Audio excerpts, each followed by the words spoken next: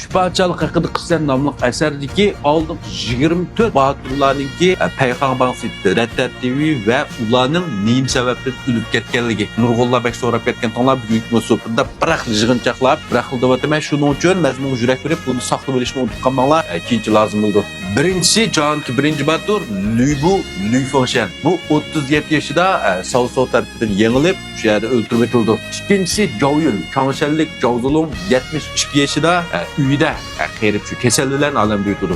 Üçüncüsü Jian Wei 37 yoshida Zhang Shuo'ning qo'shin tarafidan Sao'ni qo'g'dayman deb o'lib ketdi. To'rtinchisi Guan Yu 58 yoshida Jingjun tatbiq chog'ida Sun Quanning qo'shin tarafidan o'ldirildi. Beshinchisi Ma Chao 47 yoshida kasalliklarni alam o'lib ketgan. Oltinchisi Zhang Fei 55 yoshida Fan Jiang Zhangda tarafidan uxlayotganda qashlab o'ldirib etildi. 7-si Huang Zhong 72 yoshida Ma Zhong tarafidan jangda botirlik ko'rsatib, o'zini qilgan vaqtning o'zida o'qiyat deb o'lib ketdi.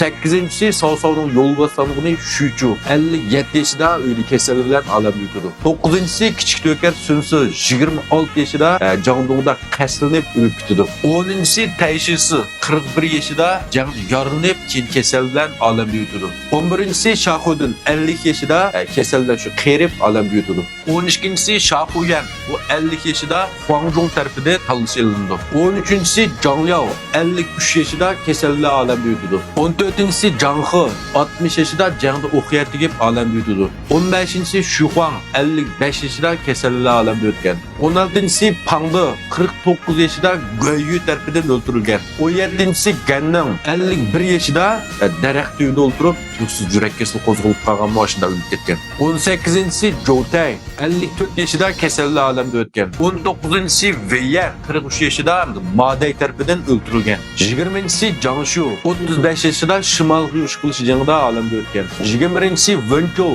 42 yoshida Guan Yu tarafidan kalla selindi. 22-si Yan Liang 48 yoshida Bumu Guan Yu tarafidan kalla selindi. 23-si Deng Ai 67 yoshida Chen Shu tarafidan o'ldirildi. 24-si Zhang Wei 62 yoshida o'zini o'ldirib olgan. Mana bu yuqoriqilar Shübhachalik haqida qissan nomli asardagi oldingi 24 polvon bo'ldi. Bundaqda bu polvonlar to'g'riliq davomli paranglashmoqchi bo'lsanglar, meni qo'yinglar, kashtish bo'jenda davomli paranglashimiz. Rahmat.